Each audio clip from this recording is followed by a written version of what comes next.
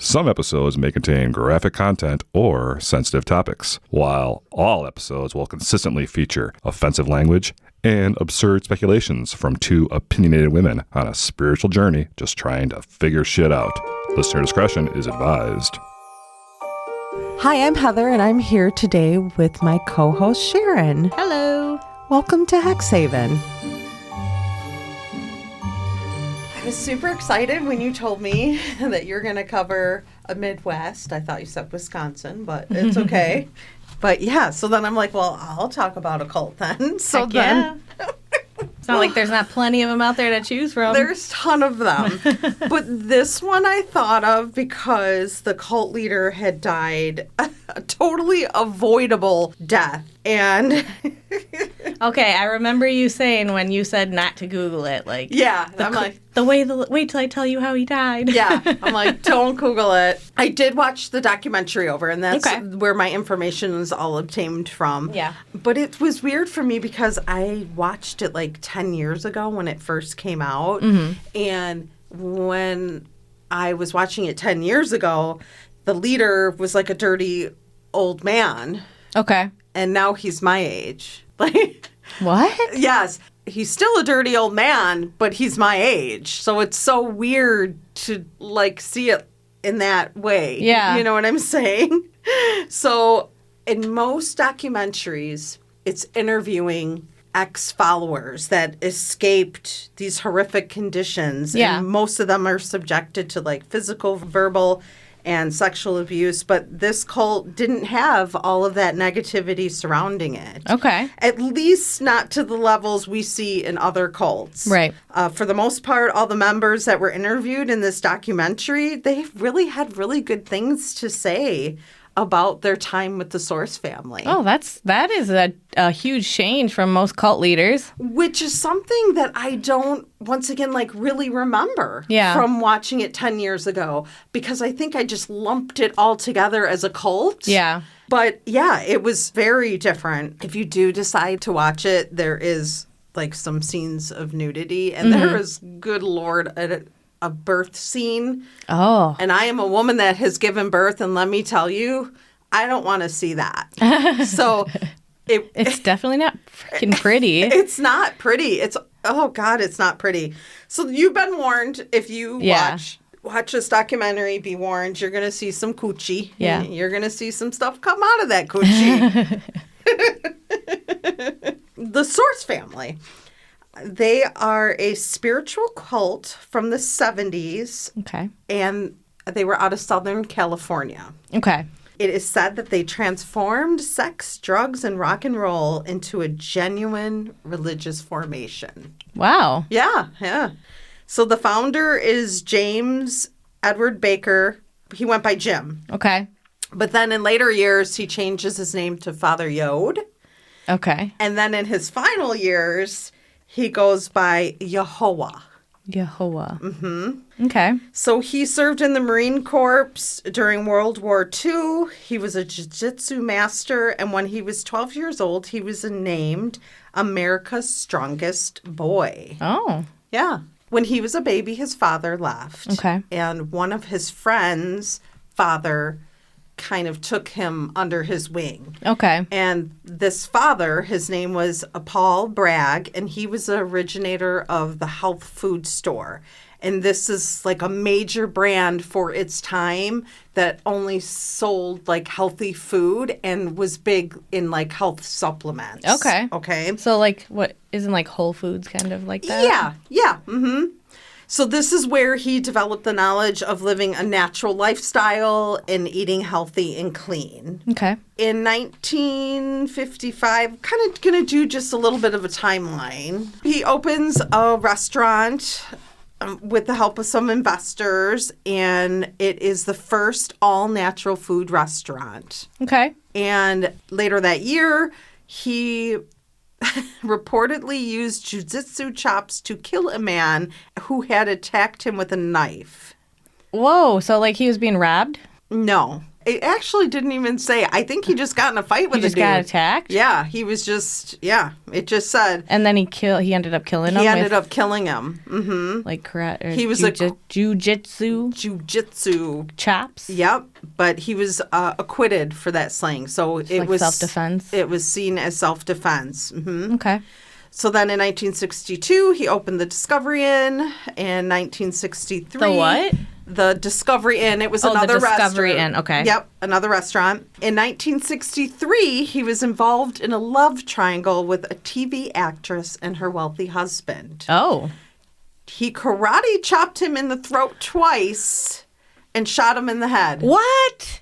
Yeah. No. Yes. And he went to jail. Well, that wasn't self-defense. No, it wasn't. But I do not ever see anything about how long he was in jail, if he served like a sentence.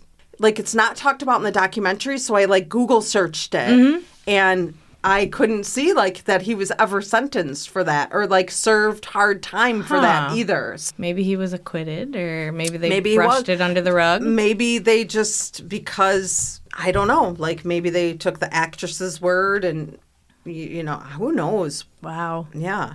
Then he opens a third restaurant called the Old World Restaurant, which then went on to become a very successful chain that had several different restaurants. Oh, like around the nation? Mm-hmm. Okay. Yeah. Or at least around the California area. Okay. Yep. Yeah. Mm-hmm. There's something that one of the followers said, is that in order to fund the Aware Inn, which was the first restaurant, and a later restaurant that he opened, he used money from when he used to rob banks. Apparently, he told them he robbed banks. Okay. And the follower is talking about this, and he's like, he robbed anywhere between 2 and 11 banks. And I feel like that is such a range. You either know if you've robbed 2 or 11 banks. That is. So I was like, and I didn't see anything either, because I kind of did some searching to kind of see. Yeah. And there's nothing that ever mentions. Wow. Because then once again, if that's something he legit did, he didn't serve any time for it. Right. So maybe he made it up. No, that's especially because I'm saying especially get away with 11 robberies. Right. If you did 2 or 11. Yes. That's like Partners. If you've had 2 or 11. Exactly.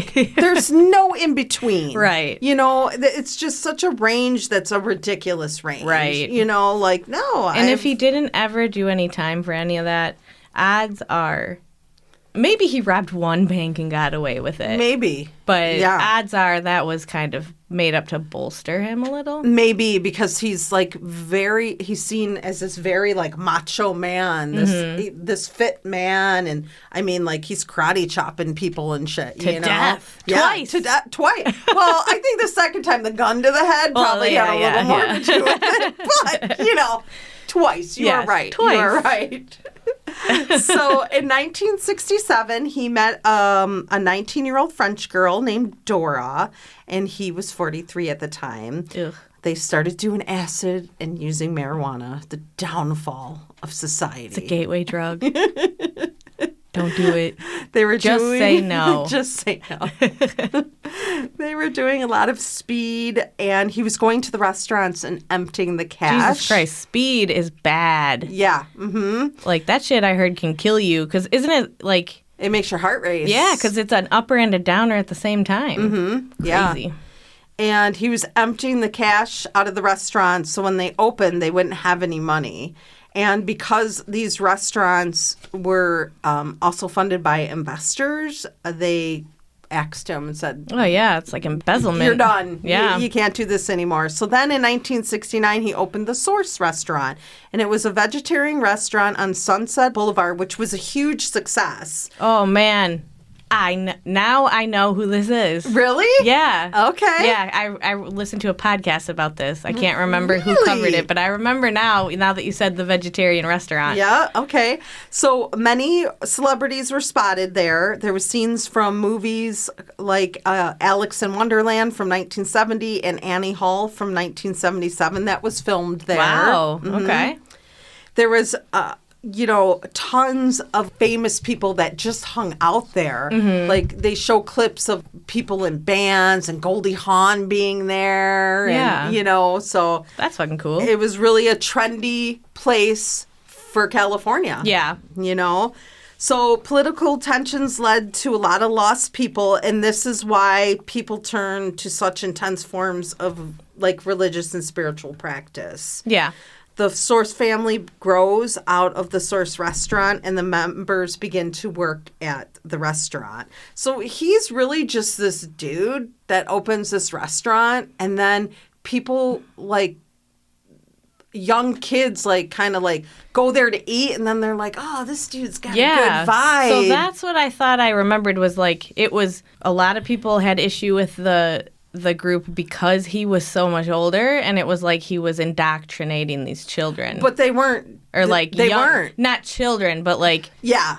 brand new adults, like 18, Yes. 19, like between 21 and 18. Well, kind and of a lot spot. of the guys joined it because they were avoiding the draft. Yeah. They didn't want to go to Oh, the war. yeah. So it really was like these hippie kids found this restaurant, like by chance, like maybe someone had a meal there and they're like, oh, this dude had a really good vibe. And he'd be like, come on, offer him a job. So then they would work there and hang out. And then it became like a lot more of a following. And it was a lot of kids needing a father. Yeah. And discipline. Right. So And- again, another cult leader filling a void. And one of the followers in the documentary had said it was like having a super rich father that totally loved them. It was like being in a dream Wow. because he was rich on top of it. Yeah. So they just would go and work in this restaurant and hang out and smoke pot and just have a great time. Right. So then in 1970, Jim marries a 19-year-old Robin. And he's how old at this point? 1970. He had to be like close to 50, right? Well, let's see. When he was first hanging out in 1967, he was 43. So he's about 46. Okay. So not that old yet. But Yeah, but it's a lot older I'm than older 19. Than 46. It's old. That's I know, a lot I different than wouldn't- 19. I would not date a 19-year-old either. I mean, fuck it. Maybe I should. You might have more fun. Yeah, I would. Okay, that's a whole nother conversation. Stay focused. Stay Okay. focused. Okay, so in 1970, Jim marries 19-year-old Robin, who the cult sees her as mother. So they refer to her as Mother Aom. Aom. Okay. And she is in the documentary as well. And she says that she never experienced love in her life like that. And he saved her life by changing her diet. She was sick and he made her like eat healthy and take vitamins and do meditation. And she got better. Wow. Okay, that's kind of cool. And all of these young people in this cult are doing the same. So they're Right. like, this is great. Like, Right. this is such a great, life. So he meets Yogi Bhaswan and has an awakening spiritually. Robin and he pick the best traits of all the religions and philosophies and create a foundation for his spiritual family. Okay. So at this point, he's just really like a restaurant owner that has all these cool hippie kids that think he's like just awesome. Right. So then him and his wife are like, well, let's just Start a religion. start a religion. Yeah. These kids all seem to follow you. And so then their like book, I guess, or their creed, you would say, Yeah. was the 10 Commandments of the Age of Aquarius is what it was called. Mm-hmm. Man, I'm not gonna lie. This cult probably would have roped me in. I know. And I'm an Aquarius, so Right? Oh. I would have been like, it's meant to be. Done deal. Yeah. Over for me. Yep. People in the documentary, they talk about touching him and like having outer body experiences when they touch him. Like just anywhere, not like sexually. inappropriate. Okay. No, like Just he touching his holds body or their something. hand. Yeah, okay. Or they put their hand on, or he puts their hand on the shoulder, vice versa. Mm-hmm. They have out of body experiences. Nothing inappropriate at this Wow. point. Yeah. Mm-hmm. So then he starts holding meditation sessions at the restaurant And these are like now open to the public. Like, come on down. Right. Like, we'll feed you with really good food, and then we'll have meditation sessions. Okay. So the main law of their 10 commandments of the age of Aquarius is you can do anything you want to do in life as long as you're kind. That's good. That's good. That's a really good commandment It to is. have, right?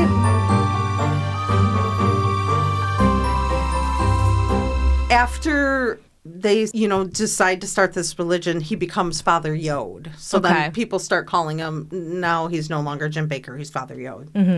So in 1972, Father Yod decides to move everyone to a house in Los Angeles that they call the Mother House. They've grown so much like that people are like camping out, and the restaurant has like an upstairs where like he kind of had his office, but now there's like a bunch of like kids up there. Yeah. There's kids that like, their vans and cars are parked on the streets and they're living in them. So he's like, okay, if this is like a thing, I got to get you guys in a house. Right. So once again, he's using his money to, make sure that they're taken care of. Providing them shelter. In that era, it was common to not have close relationships with your father. Okay. And Father Yod, filled that void for many. Yeah. So you can see why there was so many girls with, daddy issues there. Absolutely. Young girls, too. In 1972, they applied at the Social Security office, and they all had their names changed to whatever name he gave them. Like, someone's name was Heaven. Someone's name was, Astro. Okay, so that's, like now he's, officially claiming kind of, you're my child. Yes. Here's the name I've given you. We are family. So they became, their middle name was and their last name was Aquarian. So Heaven the Aquarian. Wow. Or Astro the Aquarian. So now they were family because they technically all had the same name. Yeah. Right? Oh, God. Is this going bad? Because I want to say, that's one way to sign over all of your belongings to a cult leader. 100%. I have it noted here. This would be a typical antic of a cult. Yeah. Is you changing your identity to match what they want you to identify as, right? That's a main thing that a cult does. Yeah. But that wasn't really the case here. Okay. It just, they were all part of the family. I'm glad. Because I'm that's I know, I see your concern over there. Young adults, I just think about what I was going through at 19, I didn't know what the fuck I was doing. Well, and that's, you got to think this is a time where there was war. Yeah. There was boys that were being required to go battle a war that didn't want to be drafted. Right. There was so many kids looking for direction, and this is exactly why this era, there's so many cults that came from this era because it makes sense. So then at one point, there is a concerned father that sends the police to, I don't know whether it was to the Source Family Restaurant or to the actual house that they were living in, because his 16-year-old daughter was there. So then he decides at that time, okay, if you're under 16, you have to get married to someone else within the cult? In the cult. Yeah, family. Yes. Cult. The family, it's a cult. It's a cult. It's a cult. This one's a little nicer than most of them that we see. So, and then, they really just, this is probably not appropriate to be marrying off 16-year-olds. For sure. But they married who they wanted to marry. Oh, you liked this guy? Because I definitely expected you to say, you're now going to marry him. Nope. And you're now going to marry her. No, that doesn't happen yet. Oh. Yeah. Okay. Oh, shit. I know. I don't want to be the person that disappoints you. Okay.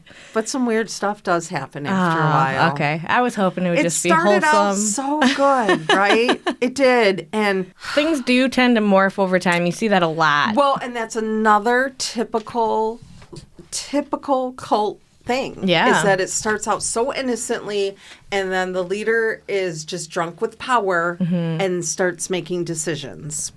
So now their routines are, they have morning meditation, they have a fitness routine, they eat healthy food, they smoked marijuana. The rule for that, though, is that you could have 1 6-second inhalation. 1 6-second inhalation. Yeah, that was like part of their commandment because it wasn't pot. It was considered a sacred herb. Right. And I want to say I heard that it was forced, right? Like you couldn't not smoke pot. Oh, I don't know. They didn't say anything about that in the documentary. Okay. No one was like, yeah, and then they held us down and blew smoke in our face. But I want to say that and this could be completely false, but I want to say I heard that you had to smoke the pot because that was the beginning of the meditation ritual. Oh, maybe. Yeah. It could be. And maybe that's why he, had it to such a precise 6 second because maybe people were like, they didn't want to be like super stoned or something, like out of their mind, but just gave them a little enough. A little high. Yeah. A little enlightenment, So in 1972, a follower gave birth of a baby. This is the gross scene. Oh, man. Yeah.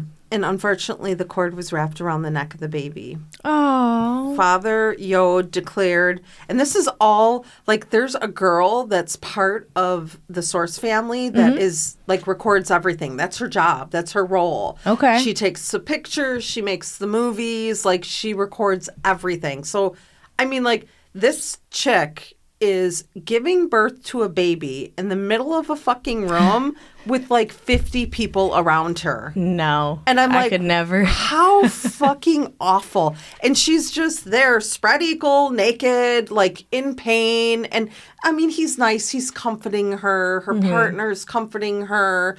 And yeah, but that's like a real vulnerable position. But then there's you pan around and I can't imagine giving birth and having everybody I know in the fucking room. Well, and even sure, they consider themselves they consider everybody family, but I wouldn't invite my whole family into the birthing room. No. Hell no. That's insane. I didn't even want as many doctors and nurses in there that were in there.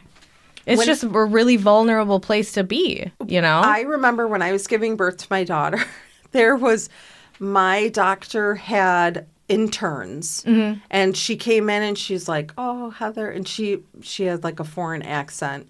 And she's like, oh, Heather, do you mind if I bring in some people, my students? And I'm like, oh, okay. I just thought like a couple, 8 kids walked in after her.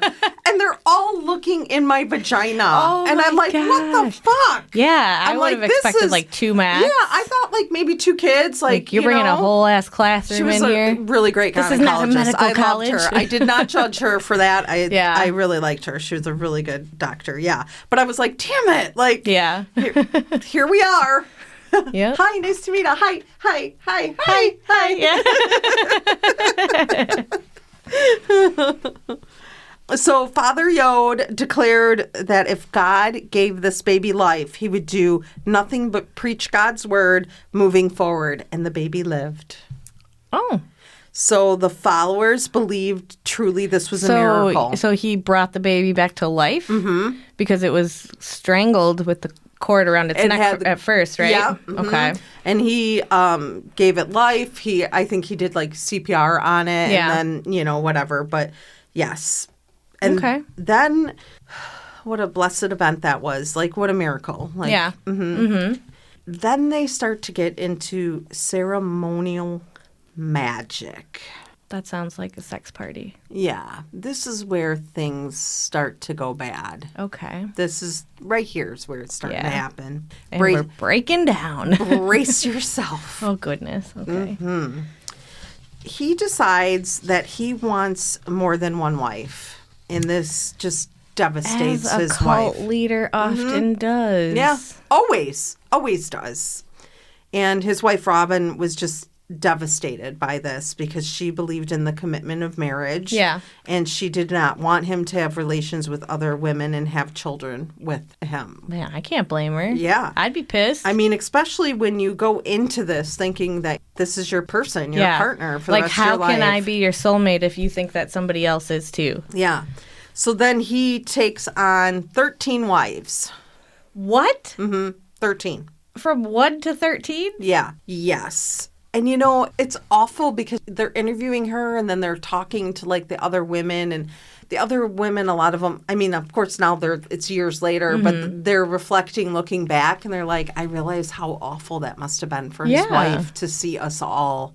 You know, and I'm like, good, you fucking heathens. Like, how horrible. Yeah, like, that's sad. And she was still a member of the family. And just had to watch all this happen with her husband. Oh, gosh. So, but she said that, you know, at this point she's really upset, and she said, well, she tells some telling things about him. Okay. And she says, you know, that's his MO. He leaves a person when they have served his purpose. Oh. He had a wife and child in Ohio that he walked out on. He was then married again and had 3 children that he left. And he treated Robin like she was a queen of heaven and earth. And in an afternoon, he stripped her from that. Yeah. Like, oh my gosh, dude. Yeah, so he abandoned all of his real children so that he could go and create his ideal family. Yes. And here's where followers start to lose respect for him, because now he's like engaging in sex with underage girls. Yeah. Okay. There it is. So, yep. So now here it is. People threatened to leave, and some did leave because that's not what they signed up for. Yeah. And they weren't allowed to take medicine. So one of the followers' last straws was his son having an ear infection. He wasn't allowed to get it treated. So he's like, I'm out of here. Yeah. Like, you know, a couple years after the Manson murders, you know, the Manson murders. Yeah. So those happened in that wealthy neighborhood of the Hollywood Hills. Oh, yeah, that's nearby, huh? And that's where they live. So now all the neighbors are like putting pressure because they're renting this house. Yeah. They're putting pressure on the owner to be like, get these the fuck fucking people out of here. Like, yeah. We don't want them here, you know? So then the owner sold the house to someone else. So the Source family had to relocate. Okay. Another trait of a cult is relocating your followers to a more secluded area, right? Mm-hmm. In 1973, they move into, because the first house was called the Mother House. Okay. Right? And now this one's called the Father House. How things have changed. Oh, right? yeah. Mm-hmm. Well, he, like, demoralized the mother, wife, his wife, so. Yeah. So there was 140 people living in a 3-bedroom, 3-bath house. What the fuck? They had a ton of fucking bunk beds, and they were definitely, like, sleeping multiple people in the bunk beds to fit. Yeah. So at this point, they soundproofed the garage and started their band, you know? They recorded. I forgot about the band. I know, me too. And then I'm like, oh, wait, here it is again. Because God needs a rock band. Yeah. So they recorded over 65 albums. Wow. I know. I was like, that can't be right.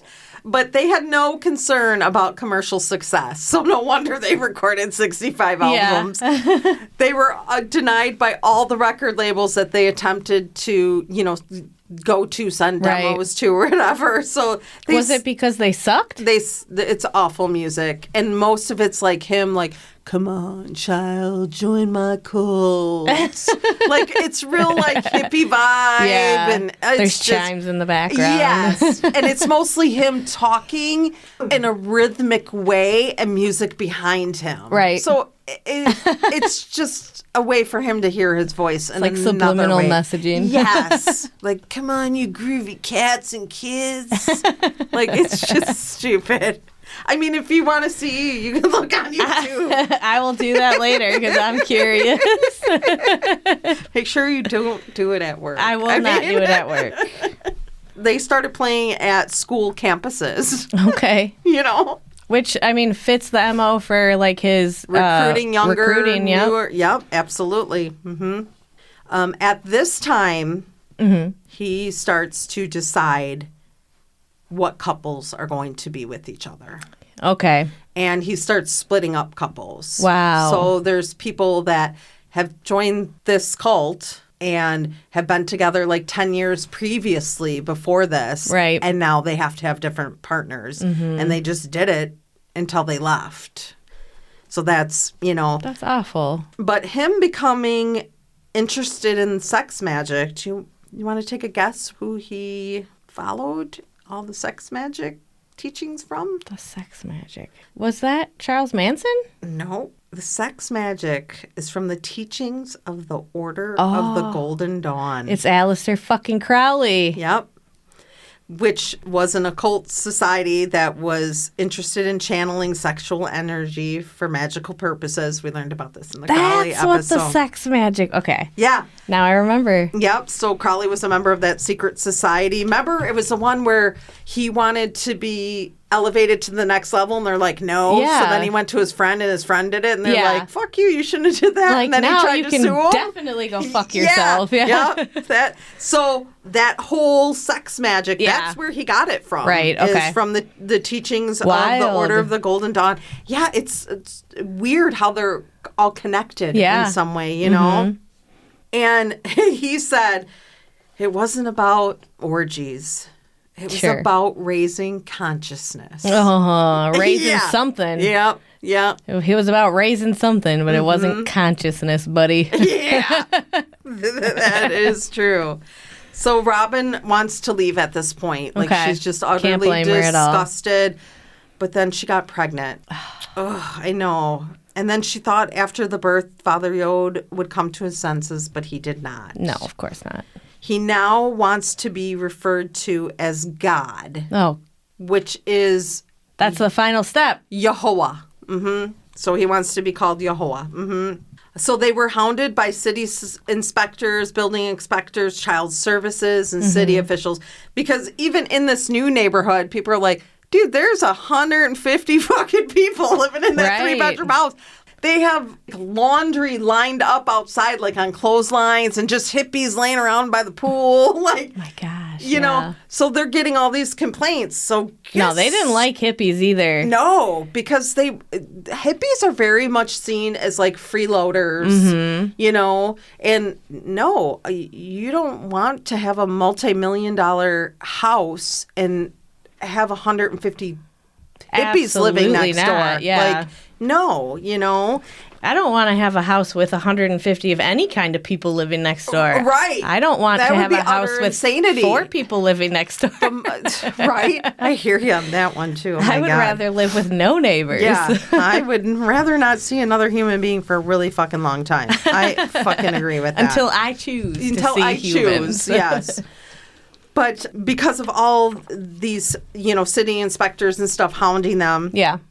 they decide another move is necessary. Oh, okay, so now we're moving somewhere else. So this is like 1975. So they sell the Source Family Restaurant, which is a huge source of income for them. That's how they have money. Right. It's from this restaurant. Right. Like the followers work there. That is their only source of income because they're not selling records. Right. I think it would be super cool to like find one of their records in like a thrift store. Fuck yeah. I wonder how valuable that would really be. Yeah, I don't but know. that would be super fucking cool. Yeah. So they moved to Hawaii. Dang, they moved a ways. Uh-huh. That's a lot of people to transport that far, though. Yes. Well, they had the money. Yeah. The followers really thought that they were going to build healing centers, schools, farms, a spa retreat on acres of land that Like people... a commune. Yeah. And well, they also thought that people could go there and travel there where they could, you know, like get massages or learn. Oh, yeah, like they a, wanted, like a resort, like kinda. a resort. Spiritual Yeah, resort. Mm-hmm. But unfortunately, they were met with hostility and were not wanted there. This is because of previous cults. Okay. The Taylor Camp and the Hare Krishnas. Okay. These were both cults that relocated there that are no longer remaining cults there, but the hippies that were part of the cults are still there and they were on welfare. Oh, So okay. they did not want any more fucking cult people there because Yeah. now they've become the state of Hawaii's problem. Right. And it's a bunch of hippies on welfare there. Yeah. So the Taylor Camp cult was a hippie commune that was pot friendly and clothing optional. Oh, nudist. Yeah. They were founded by Howard Taylor, and he was the brother of the world famous actress Elizabeth Taylor. Oh, wow. Yeah. And then the Hare Krishnas, they're a Hindu religion that focus on the devotion to Krishna, who is considered like a supreme god. Okay. So they were, yeah. But And what is the hairy? Because is that a person? Because I was don't- thinking like Bigfoot Harry? No, I don't. It's spelled like Hare, like hair. Oh, okay. Hair, but everyone pronounces it Hare Krishnas. Yeah, okay. So it's probably just, it sounds like something from another language. Or yeah, I'm not sure. Locals start shooting at their house. Dang, yeah. shooting at the house. Yeah.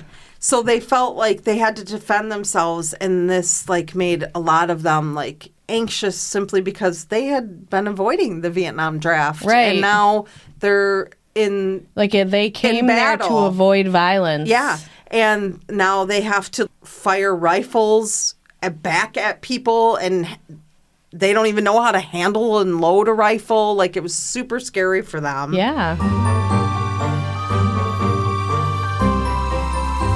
But by 1975, Yehovah was tired.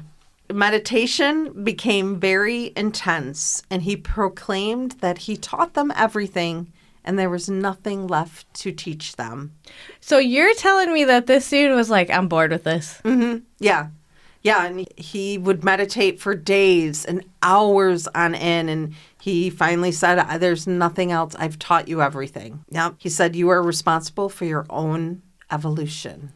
Wow. So in 1975, August 25th, he decides he wants to go hang gliding. Is that how he died? He fucking died hang gliding? Yeah. No fucking way. Yeah. Isn't it the most ridiculous way for a cult leader to die? Oh my You gosh. weren't shot down in like a blaze of glory or... Did he die on purpose? No. So he decides he wants to go hang gliding with no prior experience. Right, which is what makes me wonder if this was like a weird suicide. So there's a part in the movie or the documentary where they say something about as they're leaving, a car was coming and they were leaving, or something happened where they stopped, rolled down the windows, and he said something to them. He said, I'm not even going to try to pronounce it, but he said something in maybe Spanish, and it means, we who are about to die salute you. Okay, so yeah. So maybe for him, I mean, really, his time was up. So the wind was powerful that day. I don't want to laugh because someone died, but it's stupid. It's he was kind of a fucking tool anyway. Well, at this point, he's a the huge world didn't fucking lose turd anything whistle. with him going, clearly. Yeah, he's a huge turd at this point. But it's so odd to see because they had someone that recorded so much of their things. So it's recording them like up at the mountain, and like his like main squeeze now is telling him like, maybe you shouldn't do this. Oh, they all went with him? Oh, they all went to the top of the cliff with him to help him get on this hang glider and like push him off the cliff. Okay, that was a suicide. That was a suicide. That was an assisted suicide. I mean, I feel like you're right. Wow. But, you know, they were real optimistic because the wind was powerful that day. I'm so sorry. Okay. The wind was powerful that day. And it stopped when he plunged off the cliff. No more wind. So he crashed. His back was broken. He had told followers to transmute the pain, which means to convert his pain into something positive like wisdom or compassion. I had to look that up because they're like, Father, what should we do for you? Yehovah, what should we do? Yeah. And he's like, transmute my pain, man. And I was like, what the fuck? So I had to look it up. And that's what it's saying. And so what they do, like form a prayer circle? I mean, it was kind of like, what the fuck? So he said it was God's last lesson for him. And he couldn't go to the hospital after he had forced so many to not seek medical attention. So his main girl is like, what do I do for you? Because we can't go to the hospital. That would go against everything that you said. And he's like, there's nothing to do. Just let it go. And she's like, just let me die. Like, this sucks, you know? They get him off the beach and bring him back to the house. And they said that ultimately when he dies, that The cause of death is actually unknown, that they said that there was no broken bones or no hemorrhaging. It was just time for him to leave his body. I don't know if that's factual. It was some hippie chick that said it, and she seemed real fucking high when she said it. If you went to the hospital, they probably would have been like, oh, no, he literally had a brain aneurysm. Like, and you know what I'm saying? I don't know at that time, like, would they have... I mean, if 100 people are like, oh, he was hang gliding and he crashed, are they going to really do, like, an autopsy? I don't know. I don't think so. Are they really going to run through the x-rays to see their... I mean, cause of death? I mean, maybe... Hang gliding accident. Maybe... I guess I don't know enough about, like, the medical field back in the 50s. Or, no, we're in the 70s, right? We're in the 70s, yeah. But I feel like they would have to determine cause of death if he had gone to a hospital and died. He died at home. Right. But if he had, like, if they had brought him to a hospital instead, I feel like, and then he had died there, like, I feel like they would have They may have been able to save him. Because, I mean, like, that's possible. He was talking. Yeah. You know? Right. And he may have been paralyzed, but I don't know. He probably had a bunch of internal bleeding. Like, oh, I'm sure. There's no way you crash. No, man. Like that. Nothing is wrong with you. Yeah. So... The newspaper published an article about Yehoah and how the family had left his body for 3 days. So when he died, they left him and, like, put flowers over him and covered him. Yeah. Because what they were taught to believe, his soul needed time to leave his body. Right. And stuff. So they were just doing, you know, whatever. Mm-hmm. And then when they had thought that it had moved on, then they notified coroner, the police, or whatever. Medical examiner. According to the newspaper, a new star appeared in the Hawaii skies, and the followers believed that that was Yehoah. So the newspaper, like, page for that day says his death, and there's a little blurb in the corner about a new star in the sky on the same page. So they're like, that was him. Oh, okay, because I thought you meant, like, the papers were like, here's a picture of the new star that is Yehoah. No, like a new star. But it was, they reported his death and then a different article. Yeah, and a different article, but they were all on the front page of the newspaper. And then the followers were like, that's a sign. Yeah. But the article was written, well, it was published on day 4 of his death. So maybe it took 3 days for his soul to convert to a star. I don't know if that's what they want to believe. If that gives them peace, good for them. But so then after this, most of the family, like, kind of goes their separate ways. Mm-hmm. And the people that once loved and admired them now looked at them like fools. Yeah. And they were no longer the wide-eyed hippies, you know. Yeah. So then his new main squeeze, which, man...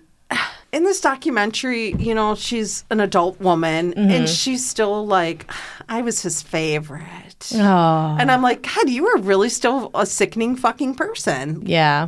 Yeah, you see that, too, with, like, what's that? It's a Christian cult where the leader was having sex with, like, 10-year-old girls, and he's in prison, and he's still leading all of the women. Warren Jeffs. Yep. Mm-hmm. Yep. He's still leading that cult from behind bars. Which fucking blows my mind. All of the wives are still loyal. Maybe not all, but a lot of them. I like it. It's crazy to me. It is insane to me.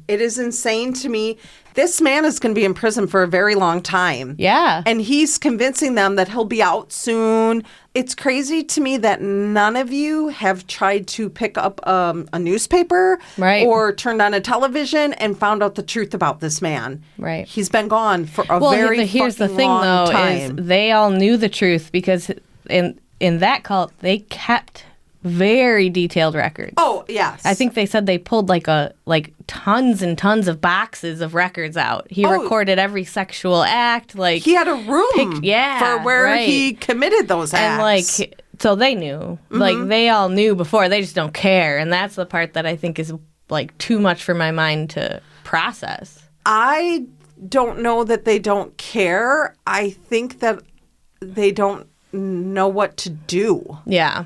Because once they leave, what are they going to do? They're not very well educated. Yeah. They have no work experience. It's a shit fucking situation. Definitely. Oh, we could talk about that fucker.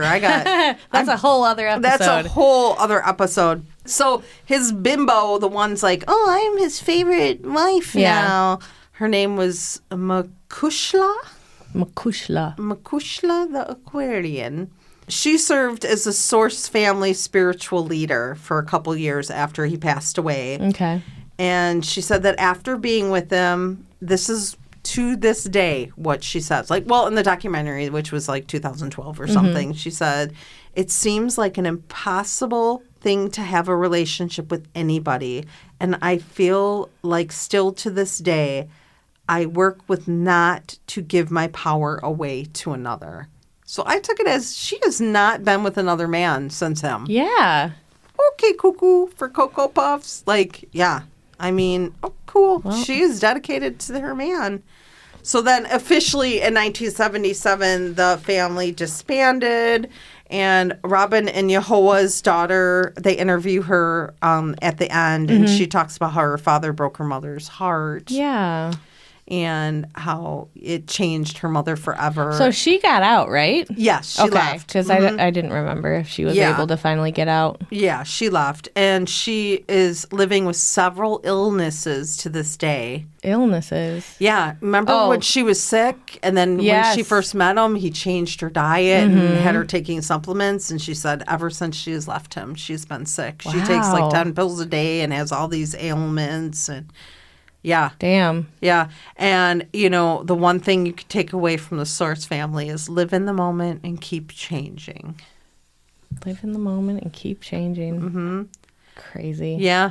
But yeah, died from a hang gliding accident. That's so wild. It is. And right when you're talking about cults, I'm like, oh my God, that is like my favorite cult. Because it's stupid as death. Yeah. Like, oh my gosh. But, you know, some things that I noted... Typical cult antics are, you know, the followers changing their names. It's a way to control their identity.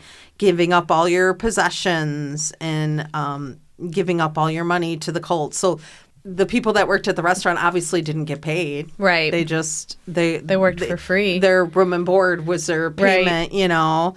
So you're working for free. Leaders having multiple...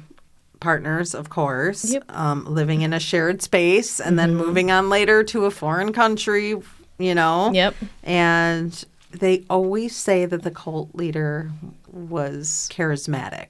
Yeah. You know? And it's always like, oh, there's that fucking word again. Yeah, because I really don't, I mean, you need charisma to draw people to you. And so without it, you have no following. That's what they say about, like, every cult leader. And I remember, like, you know, Jim Jones. Yeah. They said that about him, too. And I'm like, really? I mean, every cult leader. Dude, I just I started listening to a podcast called Truer Crime. I sent it to you recently. Yeah. She just covered Jonestown. And she played audio of, like, this dude was out here saying he's black. Yeah. You know, his following was all black, yeah. Well, not all, but they were mostly 90% black. 90% of it, yes. Like 95% black. Yeah. And, you know, Celicia, she's the host of the Truer Crime podcast. She talks about, like, when they were forming the cult in the beginning, he was putting out pamphlets talking about 2 free meals a day, a roof over your head. And, like, that's how he was able to draw people to him. And because he went to... poverty-stricken communities. Exactly. But yeah. But like in the clips, I mean, he's charismatic. Yeah. He definitely is. It's just not in a way that would really draw me in, I don't think. No, and I mean, it depends on your needs of that time, I would have to say, too. And you can tell a difference between, like, his early recordings and then, like, later when they get to Jonestown. Like, you can tell the difference, how more manic he is and crazy. He started to lose it. Yeah. I mean, he was already cuckoo. Yeah. But, yeah, you can see it in the way he speaks But he over was time. gaining more control. You know, at the beginning, he was cuckoo, but he had a following and people liked him. And then, oh, man. But, yeah, gotta love cults. Fuck yeah. I'm telling you. If I was ever going to join a cult, it would for sure be the Source family. I would have definitely been like, fuck yeah. Yeah. It would have probably... Because it roped started me right in. out so innocent, yeah. You know, it wasn't the typical, like, where you're recruiting people and they're working nonstop. And they weren't eating well and they, you know, barely slept and they had to do these rigorous routines of, you know, there was none of that. Right. It was really started pretty innocently until he got into sex magic. I blame fucking Crowley, man. Yeah. That fucking bastard. Yeah, tool. Yeah. We've established that. Well, we both had some pretty, like, more, well, I guess yours was not necessarily, like, victim-free. But no, but definitely not victim-free. Not victim-free. But, like, more, like, mine, I felt like was more innocent than most of the cults I've ever, like, heard I agree about, with yours. know? Yours wasn't, a bunch of people coming forward how they were abused and manipulated. So and it was like a real short-lived thing. So these are probably two of the milder, ones out there. But this one turns a little rough at the end. Yeah. But still, there was nothing, like no abuse. Right. Nothing like that where they Besides were like, the sexual abuse of minors. That's one thing. Okay. But. Yes, there was that. But no physical abuse. But there was no physical abuse. There was no like starvation. There was no, like he wanted people to be healthy and live fulfilling lives. Mm-hmm. Sounded like. Yeah. And then he just fucking got bored. Dude, I think he just. It's typical of him because he abandoned all his other fucking families. Yeah, and that's what he just stayed with this one a little longer. And I think from my understanding, they didn't ever legally get divorced. Yeah. So she became his widow. Like if he did remarry, I don't think it was in an official capacity. Right. It was, maybe officiated by the drummer of their band or something. But right. Oh, gosh. All right. Well, another fun episode. I guess we should wrap this one up, huh? Yeah. How about if you guys have a cult that you would like for us to cover, you send it to hexhavenpodcast@gmail.com. That sounds great. All right. Well, we hope to see you guys next time. Thanks for listening. Bye. Bye.